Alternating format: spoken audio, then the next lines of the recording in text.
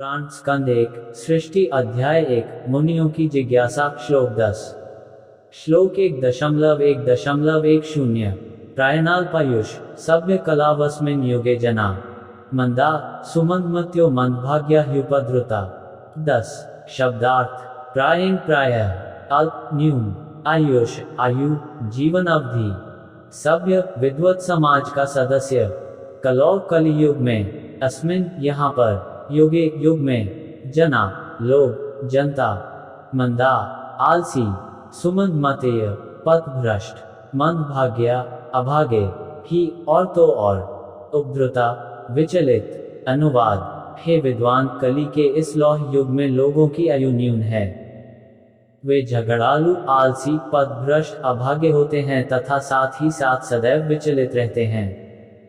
तात्पर्य भगवत भक्त सामान्य जनों की आध्यात्मिक उन्नति के लिए सदैव चिंतित रहते हैं। जब नैमिषारण्य के मुनियों ने इस कलियुग के लोगों की अवस्था का विश्लेषण किया तो उन्होंने देखा कि उनकी आयु कम होगी। कलियुग में आयु कम होने का कारण अपर्याप्त आहार नहीं अपितु अनियमित आदतें हैं। आदतों को नियमित करके तथा सादा भोजन करके कोई भी व्यक्ति अपना स्वास्थ्य बनाए रख सकता है। अधिक भोजन करना, अधिक इंद्रिय तृप्ति, दूसरों की दया पर अत्यधिक आश्रित रहना एवं रहन सहन के कृत्रिम मानक मनुष्य की प्राण शक्ति तक को चूस लेते हैं। फलस्वरूप जीवन की अवधि घट जाती है। इस युग के लोग न केवल भौतिक दृष्टि से अपितु आत्म साक्षात्कार के मामले में भी अत्यंत आलसी हैं। यह मनुष्य जीवन विशेष रूप से आत्म साक्षात्कार के लिए मिला है। अर्थात मनुष्य को जानना चाहिए कि मैं क्या हूँ, संसार क्या है और परम सत्य क्या है। मनुष्य जीवन वह साधन है जिससे जीव इस भौतिक जगत में कठिन जीवन संघर्ष के कष्टों को मिटा सकता है और अपने सनातन घर भगवत धाम को लौट सकता है। किंतु भ्रष्ट शिक्षा पद्धति के कारण लोगों में आत्म साक्षात्कार की इच्छा ही नहीं उठती। यदि वे इसके विषय में जानते भी हैं तो दुर्भाग्यवश वे पथभ्रष्ट शिक्षकों के शिकार बन जाते हैं।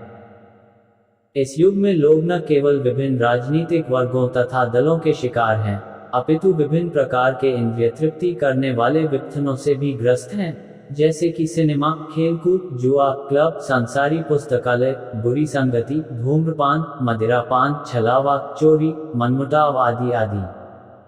अनेकानेक व्यस्तताओं के कारण उनके मन सदैव विचलित एवं चिंताओं से ग्रस्त रहते हैं।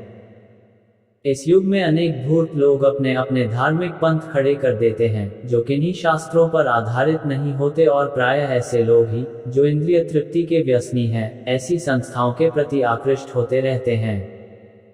फलस्वरूप धर्म के नाम पर अनेक पाप कर्म किए जाते हैं जिसके कारण लोगों को न तो मानसिक शांति मिल पाती है न स्वास्थ्य लाभ हो पाता है।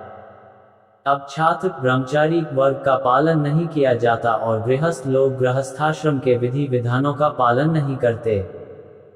फलस्वरूप तथाकथित वानप्रस्थ तथा सन्यासी जो ऐसे गृहस्थाश्रमों से आते हैं अपने कठोर पद से आसानी से विचलित हो जाते हैं।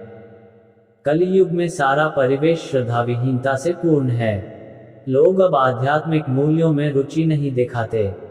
अब तो भौतिक इंद्रिय तृप्ति ही सभ्यता का मानदंड बनी हुई है।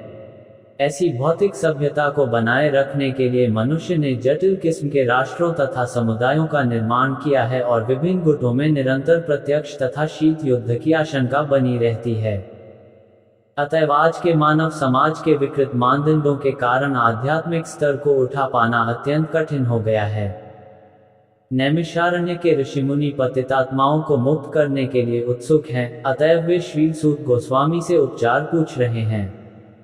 All glories to Shrila Prabhupada, all glories to वैष्णव भक्त वृंद। हरे कृष्ण कृष्ण कृष्ण हरे हरे, हरे राम राम राम हरे हरे।